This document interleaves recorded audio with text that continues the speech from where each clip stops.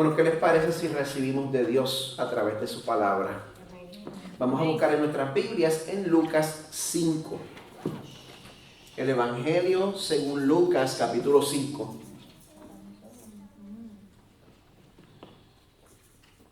Los 4 evangelios están al principio del Nuevo Testamento: Mateo, Marcos, Lucas. Lucas es el tercer libro del Nuevo Testamento. Vamos a buscar en el capítulo 5 y vamos a estar leyendo de los versos 27 al 32. Lucas 5, 27 al 32. Esa sección se llama Llamamiento de Leví y la cena en su casa.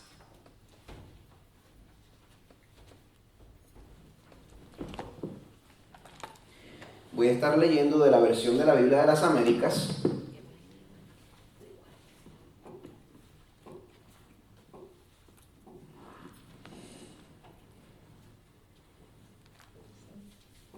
Lucas 5, versos 27 al 32. El Señor está a punto de hablarnos directamente a través de su palabra. Dice así la palabra del Señor. Después de esto, Jesús salió y se fijó en un recaudador de impuestos llamado Leví, sentado en la oficina de los tributos, y le dijo: sígueme. Y él, dejándolo todo, se levantó y le seguía.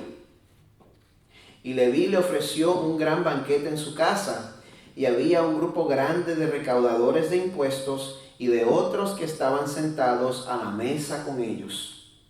Y los fariseos y sus escribas se quejaban a los discípulos de Jesús diciendo: ¿por qué coméis y bebéis con los recaudadores de impuestos y con los pecadores? Respondiendo Jesús les dijo: los sanos no tienen necesidad de médico, sino los que están enfermos. No he venido a llamar a justos, sino a pecadores al arrepentimiento. No he venido a llamar a justos, sino a pecadores al arrepentimiento.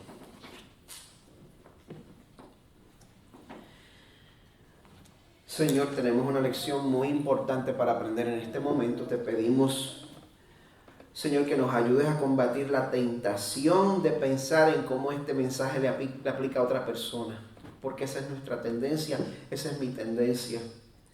Señor, que más bien te pido que a través de tu Espíritu, Señor, tú abras nuestros ojos para poder darnos cuenta de la misericordia que hemos recibido.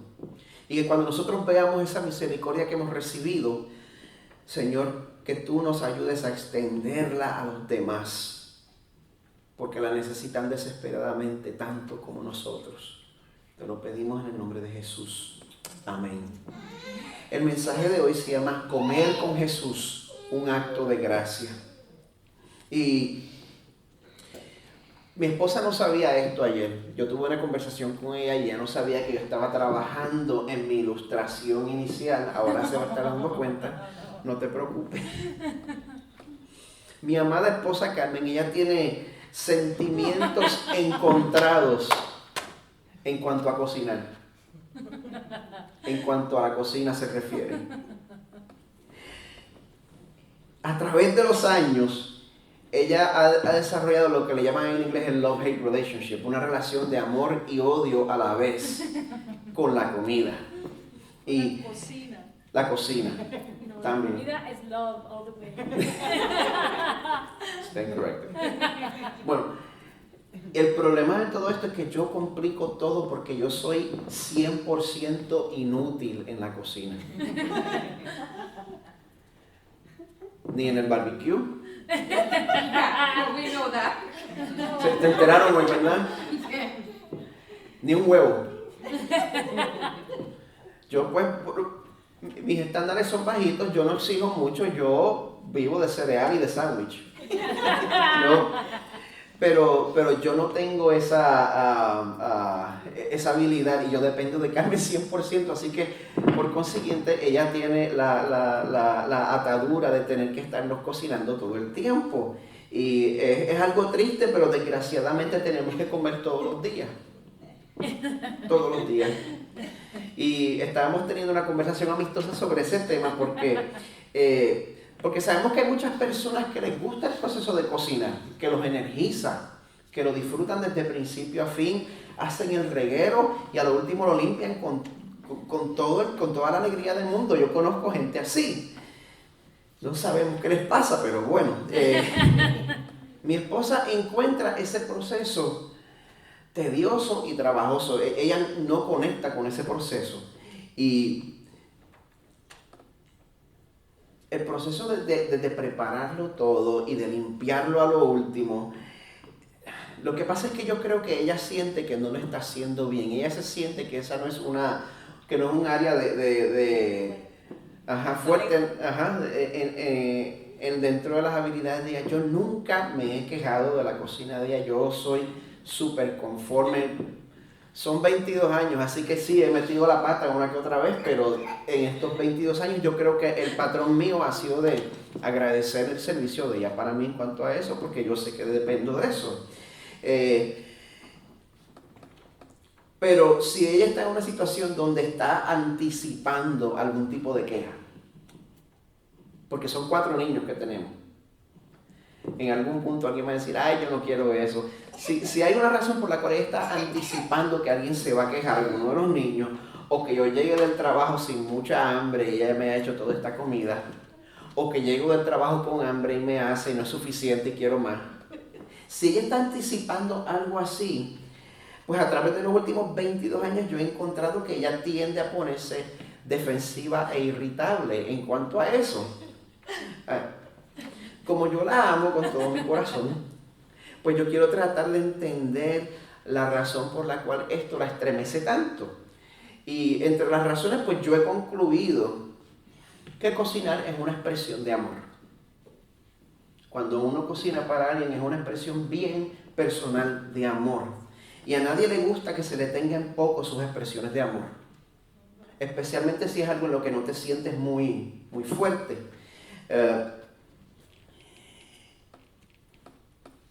Y también es que cuando nosotros miramos todas las cosas que pasan cuando nos sentamos a comer juntos, nos damos cuenta de lo importantes que son, las comidas para la familia. Todo tipo de cosas pasan en las mesas. No sé si han visto suficientes películas. Yo soy lo suficientemente viejo que me acuerdo de una película en específico que una muchacha tenía que comunicarle a sus padres que estaba embarazada inesperadamente y se los comunica dentro de la cena. Le dice, estoy embarazada, pásame las papas. Pero esto indica que todo tipo de cosas pasa cuando comemos juntos. Tenemos camaradería, tenemos confesiones y tenemos conflictos. Todos tenemos todo tipo de memoria en cuanto a eso. Y esta serie que vamos a comenzar,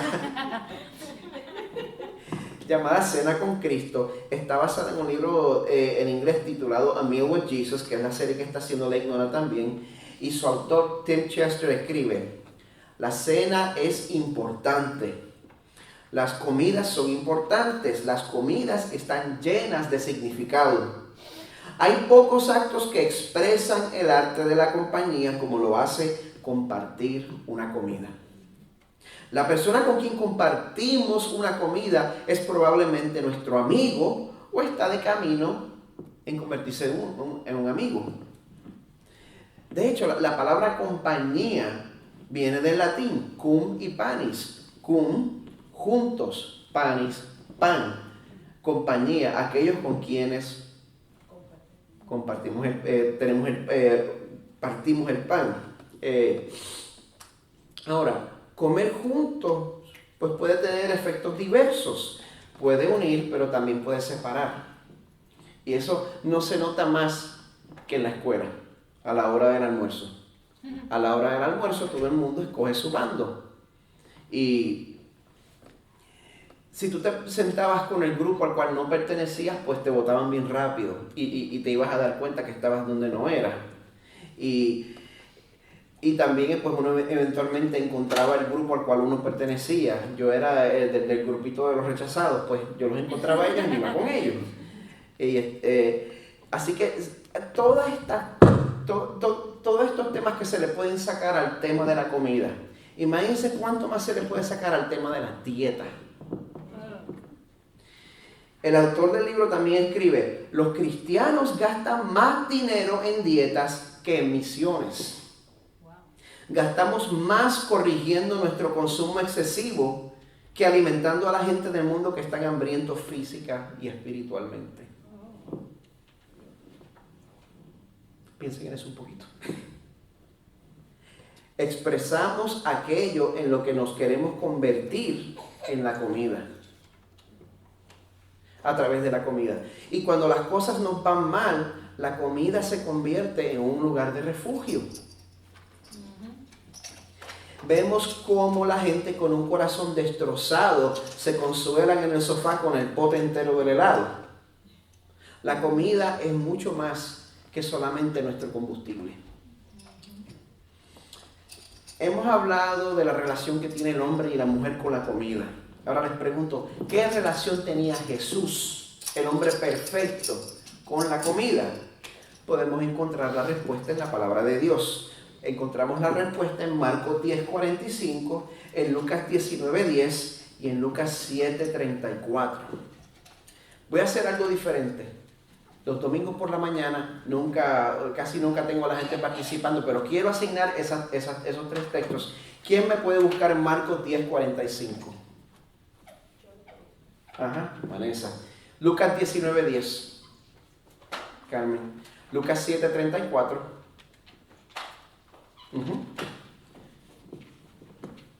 Vamos a comenzar con Marcos 10:45. Vanessa, si lo pudieras leer. Marcos 10:45 dice, porque ni aun el Hijo del Hombre vino para ser servido, sino para servir, y para dar su vida en rescate por muchos. Estamos considerando las actividades principales de Jesús, el Hijo del Hombre. Él vino para servir, número 1. Número 2, de acuerdo a Lucas 19:10, ¿para qué más vino? Porque el Hijo del Hombre ha venido a buscar y a salvar lo que se había perdido. Muy bien, a buscar y a salvar lo que se había perdido. Marisa, si pudieras leer solo la primera frase de Lucas 7:34. La primera frase. Ajá. Ha venido el Hijo del Hombre. Ajá. Come y bebe. Eso, hasta ahí. Léelo todo otra vez. Ha venido el Hijo del Hombre que come y bebe. Ha venido el Hijo del Hombre que come y bebe. Eso no era lo que los judíos de esa época estaban esperando. Como muchos de nosotros sabemos, los judíos estaban esperando que llegara un caudillo que los librara de la opresión de los romanos, los invasores, los que los estaban ocupando, la ocupación del Imperio Romano. Y a pesar de cómo las escrituras, aún 700 años antes del nacimiento de Cristo, habían descrito al Mesías como un siervo que iba a sufrir, al ver a Jesús y al ver lo que él hacía, no podían procesarlo. Ellos comentan, y voy a leer aquí Lucas 7 del 33 al 34, dice: ha venido Juan el Bautista, que no come pan ni bebe vino, y vosotros decís, tiene un demonio. Ha venido el Hijo del Hombre, que come y bebe, y decís, mirad, un hombre glotón y bebedor de vino, amigo de recaudadores de impuestos y de pecadores. Lo que esto nos muestra es que un método favorito de Jesús a la hora de ministrar era sentarse a comer con la gente. Lo hacía tanto que sus enemigos lo acusaban de hacerlo excesivamente. Y en el Evangelio de Lucas, Jesús, o está yendo a comer, o está comiendo, o está llegando de una comida. A través del Evangelio entero de Lucas. Y si cree que si cree que esto es relajo, Lucas 5, Jesús come con recaudadores de impuestos en casa de Leví. Lucas 7, Jesús es ungido en casa de Simón el fariseo durante la comida. Lucas 9, Jesús alimenta a 5,000 hombres, sin contar las mujeres y niños. Lucas 10, Jesús come en casa de María y Marta. Lucas 11, Jesús condena a los fariseos y a los expertos en la ley durante una comida. Lucas 14, cuando Jesús invita a los que le están oyendo a que conviden a los pobres a sus comidas en vez de a los ricos, ¿él está dónde? En una comida. Lucas 19, Jesús se invita a sí mismo a comer en casa de Zaqueo.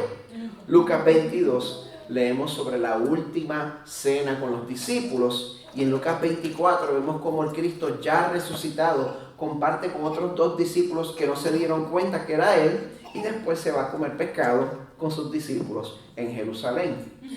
Y en la venida de Cristo, ¿a dónde vamos?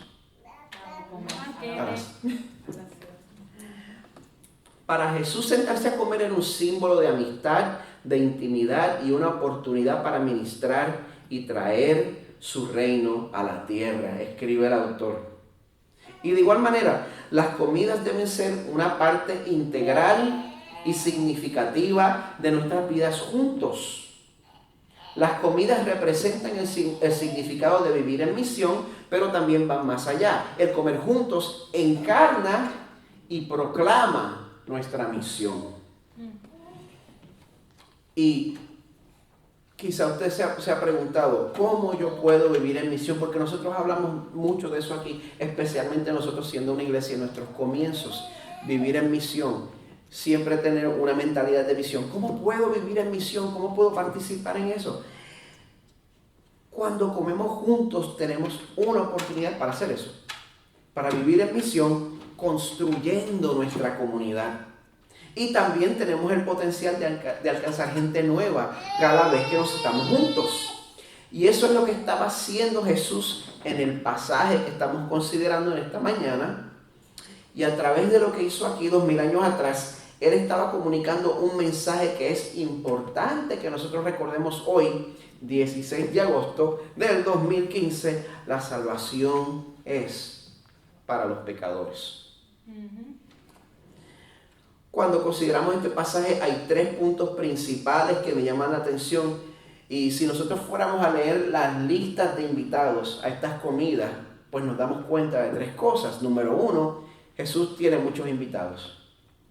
Número 2, nosotros tenemos pocos invitados. Número 3, Jesús nos invita a comer. Así que vamos a empezar con el primer punto. Jesús tiene muchos invitados. En el verso 27 dice, Jesús salió y se fijó en un recaudador de impuestos llamado Leví, sentado en la oficina de los tributos. Aquí puedo parar y aquí puedo pasar media hora hablando de esto. Jesús salió y se fijó. O sea que Él pausó en medio de su día y lo interrumpió porque había algo más importante que hacer. Uno sale con planes, pero muchas veces te das cuenta que hay algo más importante, lo pones todo a un lado y te enfocas en eso. Jesús salió y se fijó. Y no es solo lo que hizo, no es solo el hecho de que se fijó, sino quién se fijó. ¿De quién estamos hablando aquí? Estamos hablando de la persona que dice Juan 1, en el principio existía el verbo, y el verbo estaba con Dios, y el verbo era Dios. Él estaba en el principio con Dios. Todas las cosas fueron hechas por medio de Él, y sin Él, nada de lo que ha sido hecho fue hecho. En Él estaba la vida, y la vida era la luz de los hombres. Estamos hablando del Dios mismo, hecho hombre. Esa es la persona que paró, pausó y se fijó. ¿Qué usted cree de eso? Si el Señor pausa y se fija en usted. Nosotros nos alegramos si cualquier persona se fija en nosotros, cualquier celebridad de Univisión. Si pasa por ahí Don Francisco y me hace así, yo, mira, todo el mundo en Facebook se va a enterar. Si Jesús mismo le nota a usted, se fija en usted. Porque aquí en este caso, ¿en quién se fijó? Se fijó en Leví. ¿Quién era Leví? Leví era lo que las versiones antiguas de la Biblia llamaban un publicano. Quizá ha oído esa palabra antes. Un publicano es lo que dice aquí, un recaudador de impuestos. La versión de ellos del IRS, del Departamento de Hacienda, para los que somos de Puerto Rico. Y de esa misma manera que nosotros nos sentimos mucho cariño por el IRS o el Departamento de Hacienda, eso aplicaba de una manera especial al pueblo de Israel, porque así como nosotros pensamos que los impuestos pues es una manera de penalizar a la clase media por hacer su dinerito, en el contexto de Israel los recaudadores de impuestos eran especialmente despreciables. Israel estaba siendo ocupada por el Imperio Romano y los romanos eran invasores. Y una de las maneras en que oprimían al pueblo era a través de los impuestos. Y los publicanos, pues ellos no eran de otros países, ellos eran israelitas también. Y ellos le cobraban a su propia gente los impuestos del imperio de los invasores.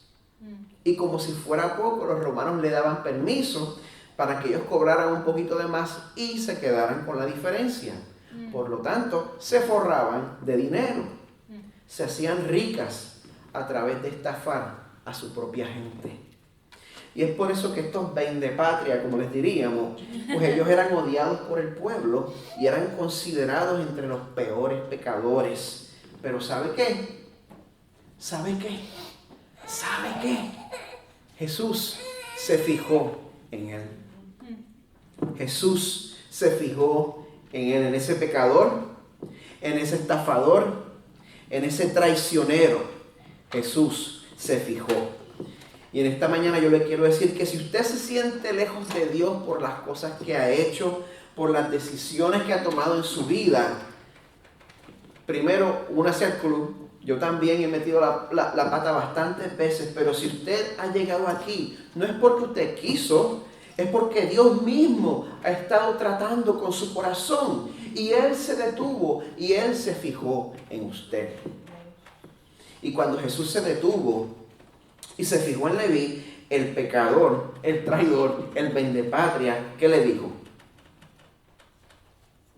Sígueme. Una palabra, sígueme. Y esto nos muestra algo muy, muy interesante. El llamado de Dios para nosotros es un llamado simple, sencillo. Sígueme. Es un llamado que afecta toda nuestra vida y es un llamado que es efectivo. ¿Y cómo sabemos que cuando Dios nos llama es un llamado efectivo? Pues el verso 28 nos dice el resultado de ese llamado. Él, dejándolo todo, se levantó y le seguía. Leví lo dejó todo en ese momento. ¿Sabe dónde él estaba? Él estaba en la mesa de recaudar impuestos. Él estaba trabajando en recaudar impuestos. Llega Jesús, se fija en él, le dice, sígueme. Y él, ¿qué dejó en la mesa? Eso es lo que yo pienso. ¿Qué dejó él en la mesa? Tenía que tener papelería importante, quizás estaba armado, dejó un arma ahí, dejó dinero.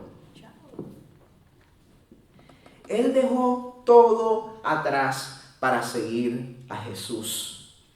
Y eso nos enseña tres cosas. Número uno, el llamado a seguir a Dios, número uno, es iniciado por el mismo Dios. Número dos, el llamado de Dios es efectivo. Y número tres, el llamado de Dios muestra evidencia. Así que número uno, el llamado de seguir a Dios es iniciado por él. El Leví no tenía interés en seguir al Señor. Él estaba en la mesa, él estaba en su chanchullo, en su maldad, tratando de estafar al pueblo. Y de ahí lo arrancó el Señor. De ahí, en medio de su maldad. Y el llamado de Dios es efectivo. Cuando Cristo verdaderamente llega al corazón, su llamado no se puede resistir. No hay nada, no hay pasado, no hay persona, no hay demonio que se pueda oponer. Cuando el Señor dice, vienes para acá, vamos a donde Él. Y no hay manera de resistirlo. Y eso sí, el llamado de Dios muestra evidencia. Leví no se quedó en la mesa. No continuó estafando a su gente. Es importante que sepamos pues que uno no cambia su corazón para que Dios nos acepte, sino que Dios nos llama y entonces sucede el cambio de corazón. Pero Él va a cambiar nuestro corazón y va a cambiar nuestros deseos, ya sea instantánea o eventualmente. Y Jesús cambió a Leví de ser un estafador a ser una persona que extendía hospitalidad. El verso 29 dice, Leví le ofreció un gran banquete en su casa. Y había un grupo grande de recaudadores de impuestos y de otros que estaban sentados a la mesa con ellos. Fíjense en esto. Cuando Leví es cambiado por Jesús y Leví quiere demostrar su agradecimiento, lo que hace es invitar a Jesús a una fiesta llena de gente como él. Jesús está allí con ellos. Jesús, Dios hecho hombre. Él está allí. Y no solo está allí, sino que también se está mezclando con la gente. Y la está pasando tan bien con ellos que los líderes religiosos pensaron que se estaba pasando de la raya, que se estaba divirtiendo demasiado. ¿Cómo es usted cuando se relaciona con personas fuera de la iglesia? La gente puede estar tranquila y relajada acerca de usted. La gente fuera de la iglesia. O se pone usted tenso y raro porque está entre pecadores. Los incomoda a usted. Porque yo sé que si somos cristianos y se enteran, pues entonces casi siempre entra una convicción y hay rechazo. Pero nosotros podemos empeorar las cosas. Empeora usted las cosas. Porque Jesús no era así. Jesús no era así con la gente que la sociedad despreciaba. Pero nosotros sí podemos ser así. Yo puedo ser así. Cristo tiene muchos invitados en su lista, pero nosotros tenemos pocos invitados en nuestra lista. El verso 3 dice, los fariseos y sus escribas se quejaban a los discípulos de Jesús diciendo, ¿por qué coméis y bebéis con los recaudadores de impuestos y con los pecadores? Si usted quiere vivir en misión, si usted quiere vivir un estilo de vida donde va a buscar alcanzar otras personas para Cristo, eventualmente personas religiosas se le van a acercar a usted y lo van a cuestionar. Y le van a decir, ¿por qué estás haciendo eso? ¿Por qué te estás juntando con fulano, con mengano, con sutano o perencejo si tú sabes que ellos no son de la iglesia? Y nos hacen esa pregunta porque en la mente del religioso, fulano, mengano, sutano y perencejo son el tipo de personas que no debería entrar al cielo. Y ¿sabe qué? Todos tenemos esa tendencia. Hay alguien que existe en nuestra mente que nosotros creemos que no debería ser salvo. Hay alguien que existe en nuestra mente que nosotros creemos que no debería ser salvo. ¿Quién es esa persona? ¿Quién es esa persona en quien usted está pensando ahora mismo?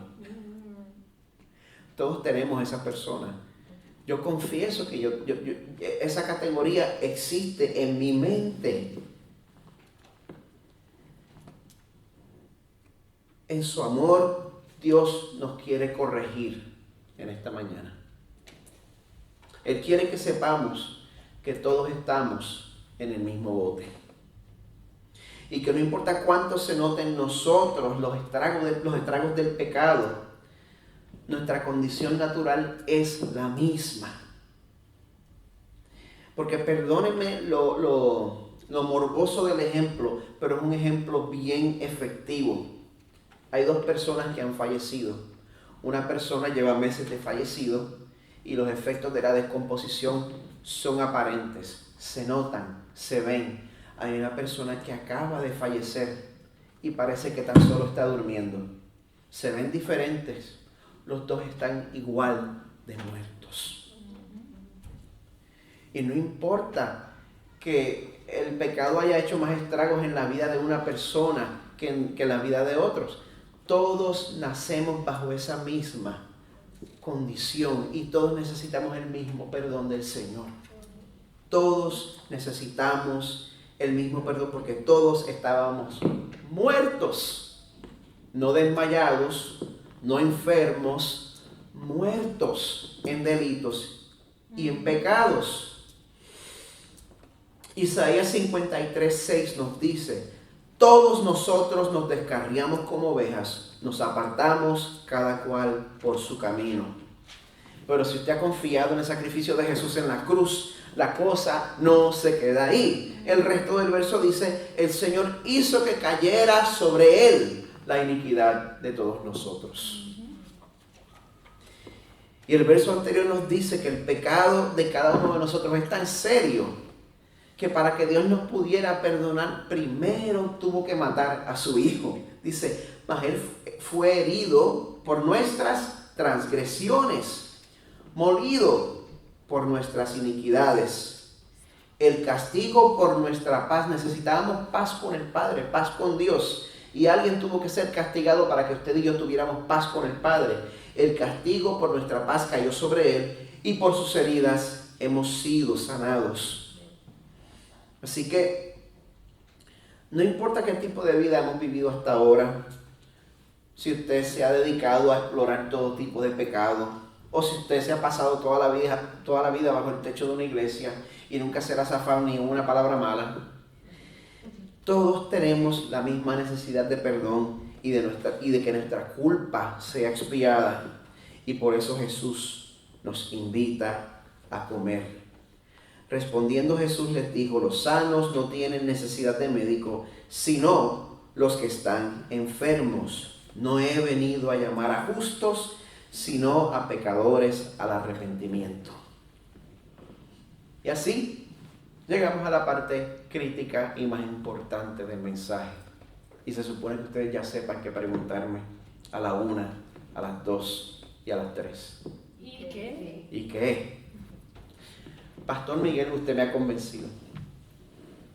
Yo estoy viviendo una vida en la cual pues me junto solo con la gente que se parece a mí, con la gente de la iglesia. Y yo me doy cuenta de que Dios me está llamando a amar a otras personas como Él me amó a mí. Pero ¿cómo puedo aplicar este sermón? ¿Por dónde empiezo? Gracias por preguntar. Este miércoles comenzamos a aplicar estos mensajes a través de nuestras cenas en grupos. Y les tengo una pregunta. Adivinen cuál es la pregunta. Ay, ¿quién vas a invitar? ¿Cómo lo saben? Pajarito moreno. ¿A quién vas a invitar? Esto no es para nosotros nada más. Inviten a alguien para la cena que vamos a tener a mitad de semana.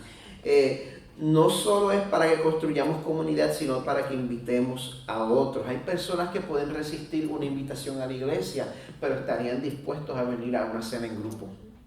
Aproveche ahora. ¿A quién vamos a invitar? Y también tenemos otra necesidad.